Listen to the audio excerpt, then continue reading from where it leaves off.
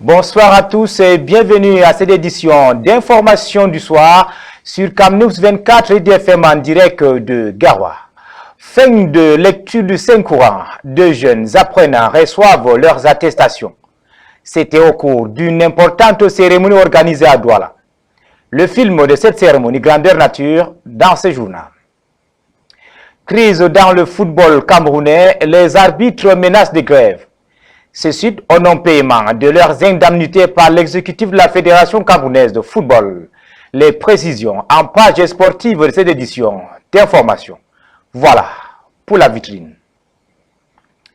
Bienvenue sur Camnews 24 IDFM en direct de Garoua à cette édition de grand format de l'actualité. La politique de l'import-substitution est en débat depuis hier à Yaoundé. C'est dans le cadre de journées économiques et du management. Le séminaire stratégique tenu à cet effet vise à capaciter les acteurs des secteurs de mines, de l'énergie et de l'industrie en vue de l'implémentation de cette politique qui permettra au Cameroun d'atteindre son émergence économique. Plus de détails avec Erwan Christian Luna. Les importations sont en constante augmentation au Cameroun et ont culminé à 1491,4 milliards de francs CFA au troisième trimestre 2023. Cette augmentation a accru de 545,5 milliards de francs CFA le déficit de la balance commerciale du pays dans un contexte où l'import-substitution est de mise. Pour inverser la tendance, les journées économiques et du management vont élaborer une feuille de route qui balisera et renforcera la politique de l'import-substitution au Cameroun. J'ai mis l'accent sur l'industrie, les mines, l'énergie, parce que c'est d'abord des secteurs hautement stratégiques. Donc on voudrait aujourd'hui que pour tous ces secteurs-là qui sont stratégiques aujourd'hui, il faudrait qu'on retrouve les Camerounais. Donc il faut une camerounisation des cadres et du personnel technique. Donc c'est à travers ce forum, donc c'est pour attirer l'attention des décideurs, des patrons d'industrie qu'aujourd'hui le Cameroun doit jouir de ce patriotisme économique et même de cette souveraineté économique. Pour atteindre une croissance exponentielle dans les prochaines décennies, le gouvernement camerounais mise sur les secteurs des finances, de l'eau et de l'énergie, de l'entrepreneuriat, des mines, des télécommunications, etc. Des secteurs dans lesquels ces journées économiques et du management vont s'attarder dans le but de l'atteinte de la souveraineté économique du pays. Ce séminaire est un hommage à l'engagement du gouvernement à ne ménager aucun effort pour privilégier le partenariat public et privé, mais c'est également une exhortation de tous les acteurs de s'organiser et de prendre le taureau par les cornes pour faire face aux problèmes, aux difficultés auxquelles nous sommes confrontés. Prévu jusqu'au 23 avril prochain, cette première édition des journées économiques et du management accoucheront des résolutions, lesquelles renforceront la politique d'import-substitution en cours d'implémentation au Cameroun. L'association ROT a inauguré un forage au quartier Rumdasia à Garoua, offrant un nouvel espoir aux habitants. Cette initiative marque un tournant significatif dans la quête d'un accès durable à l'eau potable pour les communautés environnantes. Boubacar Adama et Ibrahim Sali.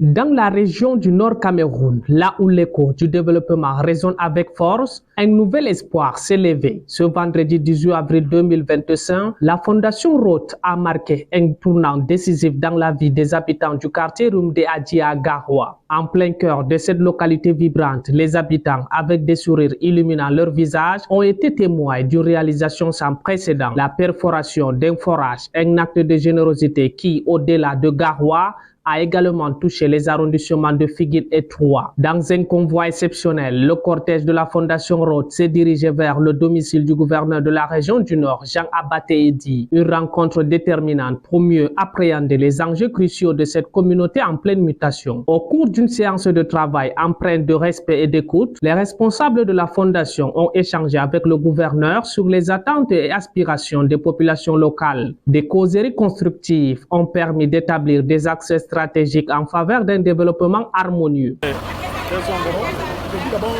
nous disons d'abord un grand merci au niveau de la localité de Nazac, parce que c'est une œuvre sociale tournée par M. Ibrahim Adil, qui a démontré une fois de plus un citoyen ils pensent dans le souci du social, et surtout dans la zone sahélienne, qui est derrière.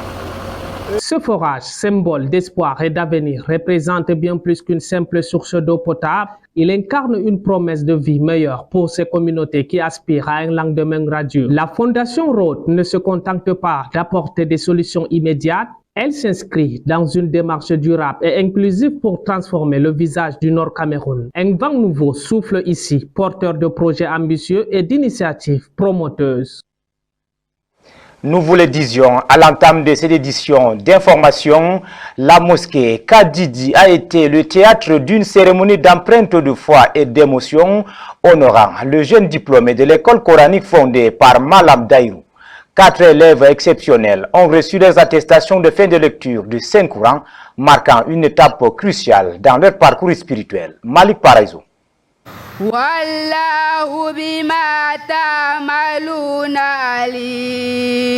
Le dimanche 20 avril 2025, la mosquée KDD a vibré au rythme de la foi et de l'émotion lors d'une cérémonie mémorable organisée par l'école coranique fondée par le regretté Malam Daïrou, affectueusement surnommé Tela. 4 jeunes filles, véritables voix d'or, ont reçu leur attestation de fin de lecture du Saint-Coran, marquant ainsi une étape significative dans leur parcours. Lillahi ma fis samawati wa ma fil ard wa in tubdu ma fi anfusikum aw tukhfuhu yuhasibukum bihi Allah fayaghfiru liman yasha wa yu'azzibu man yasha.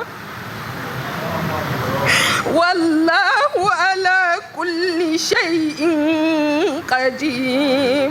L'événement a rassemblé un public prestigieux composé de Sa Majesté El Hadj Adamou Ouseni Labo II, chef de la communauté Haoussa de Douala, ainsi que d'élites de la communauté musulmane, d'imams, de parents et d'autres personnalités influentes. La cérémonie a été empreinte de respect et de gratitude, notamment en mémoire du fondateur de l'école. Donc, l'héritage continue de vivre à travers l'enseignement dispensé sous la direction actuelle de Malam Cheou Ousmane. Rabbana wa la tuhammilna ma la taqata lana bih wa'fu anna waghfir lana warhamna anta maulana fansurna ala al-qawmil ghafirin.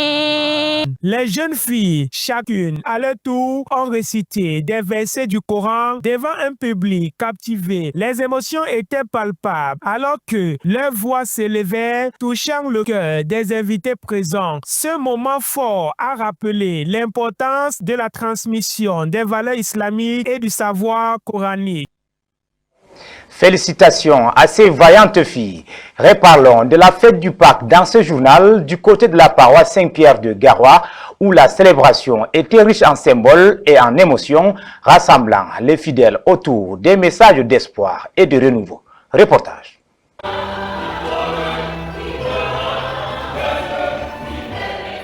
En ce dimanche de Pâques, l'église catholique Saint-Pierre de Garoua s'illumine d'une ferveur spirituelle palpable.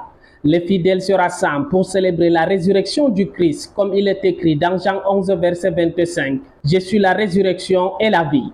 La cérémonie débute par une entrée joyeuse des enfants de Cobmonte, accompagnés par le prêtre. Leur présence symbolise l'innocence et la promesse d'un avenir radieux. Ces jeunes disciples rappellent à tous que laissons venir à moi les petits-enfants, Marc 10, verset 14. Par la suite, le rite pénitentiaire est au rendez-vous, un moment sacré où les fidèles expriment leur repentance pour leurs péchés. Ce temps d'introspection et de demande de pardon est essentiel pour préparer le cœur à accueillir la grâce divine.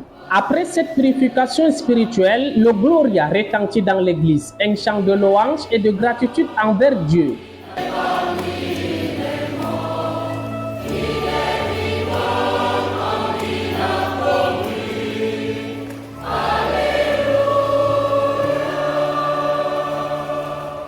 Au cœur de la messe, la liturgie eucharistique prend toute sa dimension. Au cœur de la messe, la liturgie eucharistique prend toute sa dimension. Le prêtre consacre le pain et le vin, devenant le corps et le sang du Christ ressuscité. Ils se souviennent des paroles de Luc 22, verset 19. Prenez ceci et partagez-le entre vous. La communion des fidèles est un témoignage vivant de leur unité en Christ. Ensemble, ils partagent ce don précieux dans un esprit d'amour fraternel. Comme Jésus l'a dit dans Jean 6, verset 51, je suis le pain vivant qui est descendu du ciel. Si quelqu'un mange ce pain, il vivra éternellement. Ainsi se clôt cette célébration de Pâques à l'église catholique Saint-Pierre de Garoua. En ce jour béni, les chrétiens sont appelés à porter avec eux la lumière du Christ ressuscité. Que cette fête soit un nouveau départ pour chacun d'entre eux, comme l'affirme Éphésiens 2, verset 6. La ville de Meganga fait face à un manque criard de personnel spécialisé en santé publique, poussant la population à lancer un cri d'alarme. En réponse à cette situation préoccupante, le ministre de la Santé publique se mobilise sur le terrain pour apporter des solutions concrètes et améliorer l'accès aux soins. Roméo Benyala.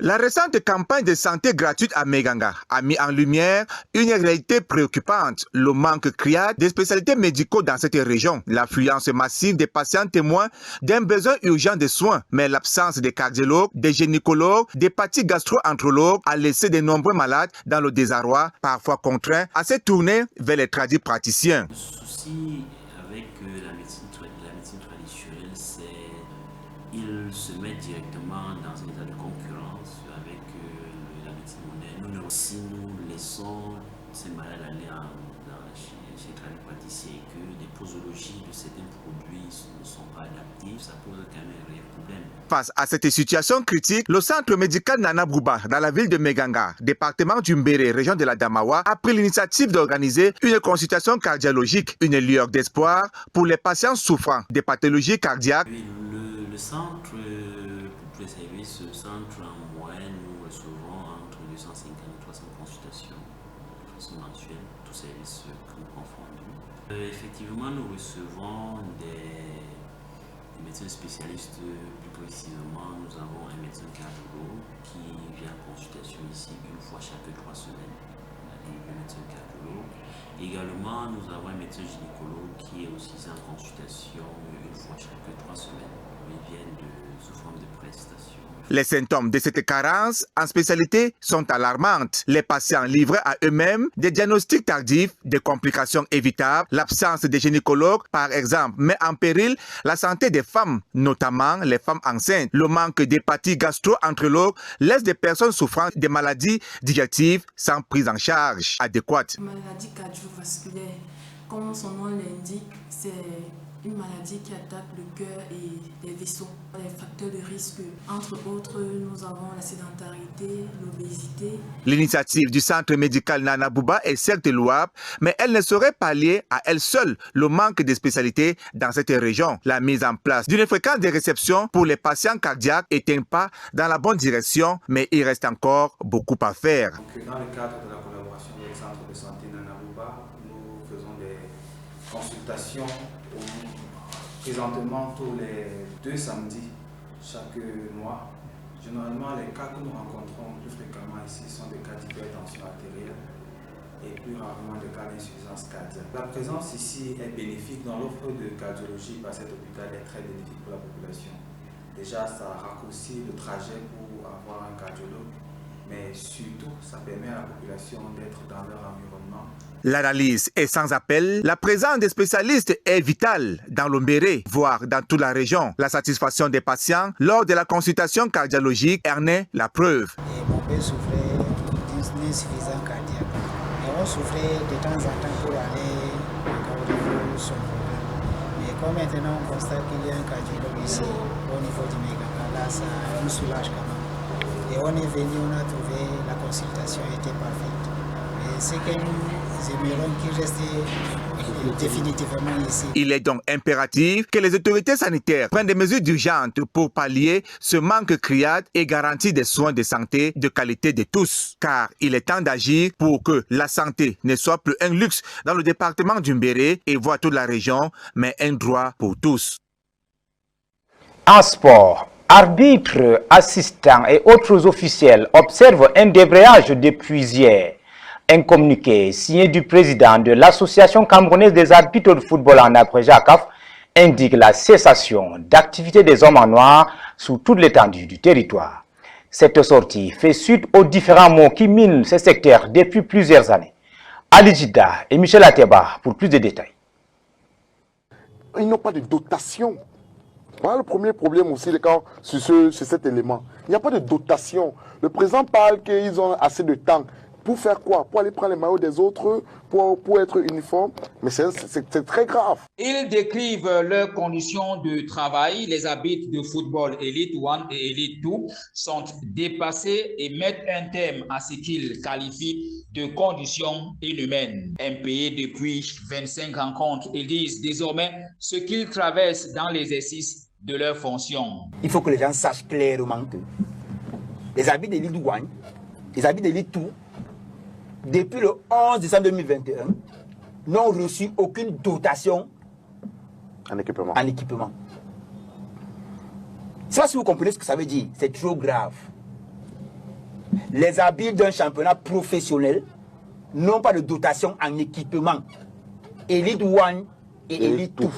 Depuis le 21 avril, les hommes en noir ont tous interrompu leurs activités, tel que l'indique ici le communiqué signé du président de la CAF, l'Association camerounaise des arbitres de football. Un fait incompris et qui met tout le monde dans une situation inconfortable.